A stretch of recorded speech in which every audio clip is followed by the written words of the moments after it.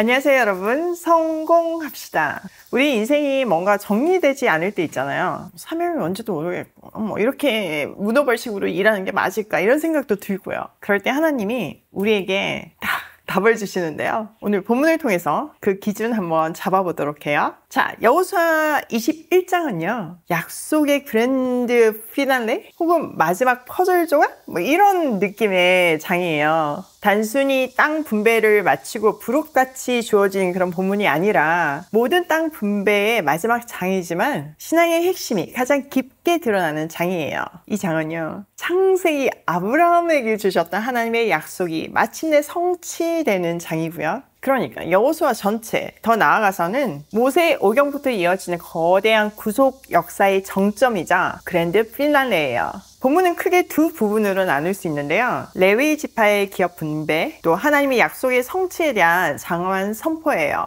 또 이 두 이야기는 분리된 이야기가 아니라 하나님의 신실하심이라는 하나의 주제 아래 완벽하게 연결되어 있어요. 자, 여기서 우리는요, 굉장히 중요한 질문을 던져야 되는데요. 지금 구체적으로는 레위 사람의 성업 이야기거든요. 근데 왜 이 땅 분배의 끝자락에 땅을 기업으로 받지 못한 레위 지파의 이야기가 마무리로 장식하고 있을까요? 이것은 우리에게 참된 기업이 무엇인가를 알려주고 있어요. 자, 이 질문에 대한 답 한번 찾아보도록 할게요. 21절 그때에 레위 지파의 족장들이 제사장 엘르아살과 눈의 아들 여호수아와 이스라엘 자손의 다른 지파 족장에게 나와왔다. 자, 지금 이 나오는 장면이 있잖아요. 근데 2절에 보면 장소가 있는데 길갈이 아니라 실로예요. 원래 전쟁의 베이스 캠프는 길갈이었잖아요. 그런데 여호수아 18장에 보면요. 이스라엘이 이제 정복을 막 해야 되는데 약간 영적인 나태함에 빠져 있을 때 여호수아는 이 분배를 잠시 멈추고 공동체의 중심을 실로로 옮겨요. 그곳에 회막을 세웠죠. 길갈의 의미가 굴러버리다 라는 의미가 있다고 했잖아요. 그러니까 애굽의 옛 수치를 굴려버리고 전쟁을 시작한 곳이라면 실로는 이제 안정된 정착생활과 예배가 중심이 되는 장소예요. 성막의 이동이라는 것은 단순한 이사가 아니라 이스라엘의 정체성이 싸우는 군대에서 예배하는 공동체로 전환되었다는 것을 신학적으로 보여주는 행위죠. 모든 땅의 소유권이 하나님의 임재를 상징하는 회막 앞에서 결정되잖아요. 이것은 모든 소유와 삶의 근원이 하나님임을 고백하는 행위이며 물질 분배가 영적 목적 아래에 있음을 명확하게 보여주고 있어요. 자, 2절 그곳 가나안 땅 실로에서 레위 지파의 족장들이 그들에게 말하였다. 주님께서 모세를 시켜서 우리가 거주할 성읍과 우리의 가축을 먹일 목장을 우리에게 주라고 명하셨습니다. 그래서 이스라엘은 주님의 명령을 따라 그들의 유산 가운데서 다음의 성읍들과 목장을 레위 사람에게 주었다. 자, 레위의 족장들이 여호수아와 지도자들 앞에 나와서 하나님께서 약속하신 그 땅, 성읍과 가축들을 먹일 목초지를 달라고 요구하죠. 이거는요, 구걸이나 간청이나 이런 게 아니에요. 헤브론 산지를 요구했던 갈렙이나 아버지의 기업을 요구했던 슬로보앗의 딸들처럼 하나님의 약속에 근거한 정당한 권리를 주장하는 믿음의 행동이에요. 그들은 단순히 생존을 위한 공간이 아니라 하나님께서 맡기신 제사장적인 사명을 잘 감당하기 위해서 그 거점을 요구하고 있는 거예요. 이제 다른 지파들은 주님의 명령을 따라서 기꺼이 자신들의 기업에 속한 성읍과 목초지를 레위 사람들에게 내어주죠.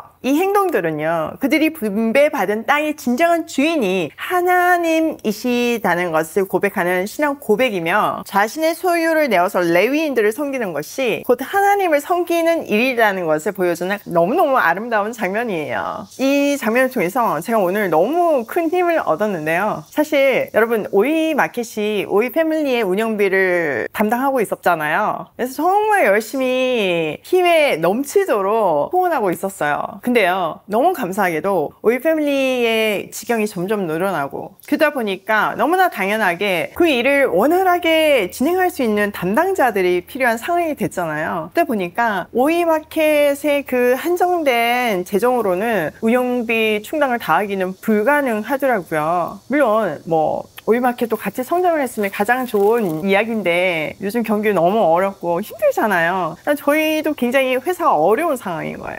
저희도 살아남아야 되잖아요. 그럼에도 불구하고 최선을 다해서 약속을 지키고는 있지만 그거 갖고는 상황이 어려워졌어요. 그래서 어쩔 수 없이 후원금에서 조직을 건강하게 하는 꼭 필요한 운영비를 어느 정도 충당을 하기 시작했거든요. 근데 그게 참 마음이 무거웠어요, 저한테는. 근데 오늘 아침에 이 말씀을 통해서 제가 담대하게 하나님께 요청드려야겠다, 이런 용기가 생기더라고요. 사실 저는 엄청 돈을 많이 벌고 엄청 성공하고 싶다, 이런 마음 없어요. 광야를 통과하면서 이미 그런 마음을 다 내려놓았거든요. 근데 지금 오이 패밀리라는 새로운 사명을 주셨고 북한을 살리라는 막중한 사명을 주셨잖아요. 그러려면 정말 이 레위가 자기 사명을 잘 감당하기 위해서 터전이 필요한 것 같이 오이 패밀리도 정말 그 터전이 필요하잖아요. 그래서 간절히 하나님께 정말 오이 패밀리를 제대로 섬길 수 있는 충분한 재정을 달라고 기도할 거고, 더불어서 오이 마켓뿐만 아니라 정말 다른 기업들이 같이 운영비를 동참해 주시면 너무 감사한 일이잖아요. 그런 기업들이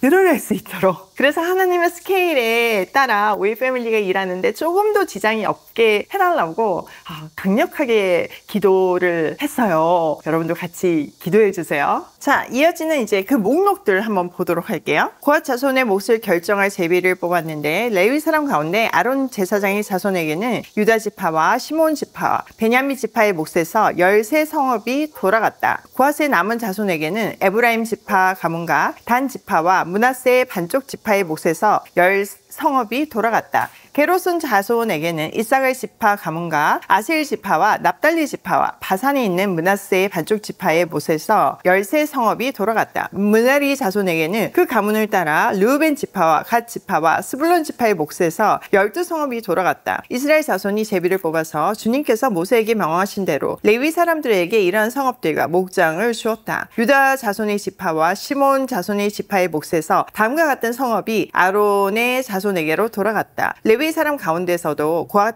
가문에 속한 아론 자손이 첫 번째로 제비를 뽑았는데 아낙의 아버지인 아르바가 가지고 있던 기럇 아르바 곧 유다 산간 지방에 있는 헤브론과 그 주변 목장을 얻게 되었다. 그러나 성읍에 딸린 밭과 그 주변 마을은 여분네의 아들 갈렙에게로 돌아가서 그의 차지가 되었다. 유다와 시몬 지파는 제사장 아론의 자손에게 살인자가 피할 도피성인 헤브론과 거기에 딸린 목장과 림나와 거기에 딸린 목장과 얏딜과 거기에 딸린 목장과 에스드모아와 거기에 딸린 목장과 홀론과 거기에 딸린 목장과 드빌과 거기에 딸린 목장과 아이가 거기에 딸린 목장과 유다와 거기에 딸린 목장과 베세메스와 거기에 딸린 목장, 이렇게 9성읍을 주었다. 또 베냐민 지파에서는 기브온과 거기에 딸린 목장과 게바와 거기에 딸린 목장과 아나돗과 거기에 딸린 목장과 알몬과 거기에 딸린 목장과 이렇게 4성읍을 그들에게 주었다. 제사장 아론 자손에게는 모두 13성읍과 거기에 딸린 목장이 돌아갔다.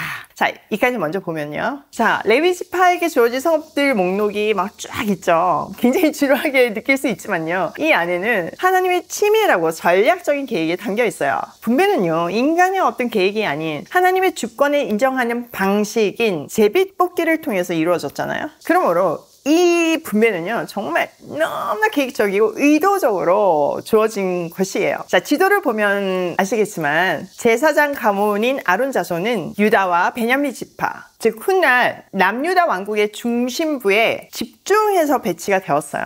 북방 이스라엘 망하잖아요. 그게 이제 이 안에 계획 속에 다 있는 거죠. 그리고 이제 이어지는 내용이 6개의 도피성에 대한 이야기가 있거든요. 어저께 우리가 살펴본 것 같이 도피성은 이스라엘 전역에 전략적으로 분포되어 있었어요. 하루 거리면 어디서든 갈 수 있게 분포되어 있죠. 이렇게 하나님은요, 하나님의 공의와 긍휼에 쉽게 접근할 수 있도록 하셨어요. 그러니까 이 흩어짐은요, 무작위적인 분산이 아니라 이스라엘 전역에 거룩한 영향력을 미치기 위한 하나님의 네트워크 설계였어요. 또 레위 지파에게 하나님이 하나님 자체가 그들에게 기업이라고 말씀하셨잖아요. 그래서 땅을 주지 않으셨잖아요. 대신 이스라엘이 하나님께 바치는 제물이 그들의 상속 재산이며 궁극적으로는 하나님 자신이 그들의 상속 재산이었어요. 그러므로 레위 지파의 무소유는 결핍이 아니라 가장 위대한 소유예요. 다른 지파들이 하나님이 주신 땅을 소유했다면 레위 지파는 땅을 주신 하나님을 소유한 것이죠. 이 사실이 우리에게 가르쳐 주고 있는 것은 이 신약 시대의 왕 같은 제사장인 우리에게 이 메시지가 가르쳐 주고 있는 것은 신앙의 본질이 하나님이 주신 선물의 현실적인 축복에 있는 것이 아니라 선물을 주시는 분 하나님 자신에게 있으면 보여주는 거예요. 굉장히 중요한 실물 교육이죠.